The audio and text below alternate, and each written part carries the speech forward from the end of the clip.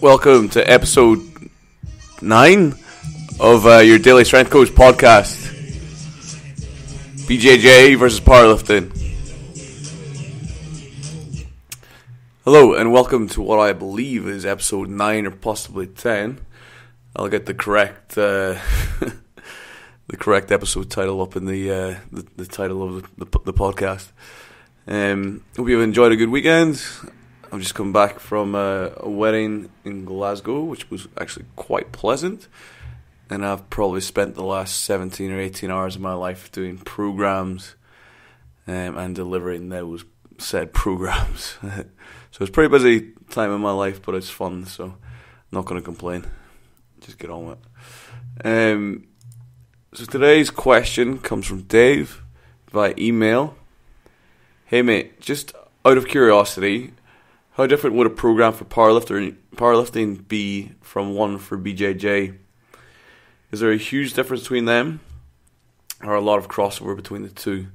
I have answered a reasonably similar question to this in the past on the old question and answer series. So the kind of crux of that was for a sport like Brazilian Jiu-Jitsu, where a lot of activity is pretty much torso dominant, or hip dominant. The knees are it's not like a run and jumping sport where the knees are like a prime mover, although of course you use your knees in it. It's more of a pulling, pushing with the upper body, applying your force in. That's how you apply your force is more down to technique than actually raw capability. But where you can kind of add some strength that's going to make a difference as far as just general force production, just outright pulling, pushing strength with the upper body, lots of postural demand stuff. So like deadlifting would be a good one, or lots of stuff like the glute ham bench, like glute ham bench rows, or and a lot of core stuff. And you probably want to do a bit more awkward lifting. So if you have access to things like logs or things like heavy balls, like lighter sort of Atlas balls, things like that are probably going to be reasonable transfer activities. It's a bit less of a clean sort of strength, as in the positions you're going to be in Brazilian Jiu-Jitsu aren't going to be like nice clean positions. So doing things such as a beautifully executed snatch, where you're going into a full squat catch and you've got great mobility and all the rest of it, that's pretty far removed from the actual sort of movement and strength you're going to use in BJJ. Similarly, something like a really nice high bar squat will add some dynamism to things like takedowns. But when you actually get into the actual grappling, it will have some carryover, but the carryover is going to be reasonably limited. Something like a bench press, a dumbbell bench press, a barbell row, renegade row, heavy chin-ups, rack pulls, deadlifts, lots of grip work, lots of core work, and some like kind of funkier, more specific kinds of exercises are going to get more carryover than like a traditional sort of powerlifting program. The kind of two differences in like a powerlifting program, what would be more of a sports program, is the powerlifting program is the sport specific program. So it is the equivalent of doing your Brazilian Jiu-Jitsu for BJJ. A BJJ session, unless you're doing conditioning, which you might do some if you only train twice a week, but the vast majority of your training is just going to be skill, sport related stuff.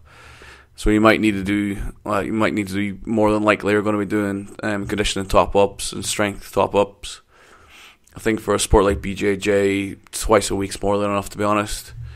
Conditioning 2 to 3 times a week if you've got the time for it, if you take it fairly seriously. If you don't take it that seriously, then like some heart rate based top up stuff at the end of your session, it's probably a good place to go. But yeah, when it comes to like a sport like BJJ, it'd be very hip dominant. It would be very posturally dominated. I'm probably more interested in horizontal pushing and pulling, but there would be some vertical push pull. But primarily as support, and he definitely would concentrate a lot more on like postural movement, lots and lots of like strength for the spinal erectors and all up the back, upper back the whole way. So you've got a really strong postural position, and you're really hard to like move about. Like if someone wants to close guard on you, pull your head down and pull you in, that you need the strength in your upper back, your neck. The neck's a big one as well. I haven't touched on yet. You need to have that kind of robustness to be able to extend against that and break their grip using just like the muscles of your back and your head, and also you will use your upper body as well in that movement. But like that's just pushing, just upper body, upper back and neck pushing against someone trying to pull you down. So yeah, that kind of the prime lifts I would probably look at for BJJ would be a deadlift variation, a bench press probably, a bench row ideally.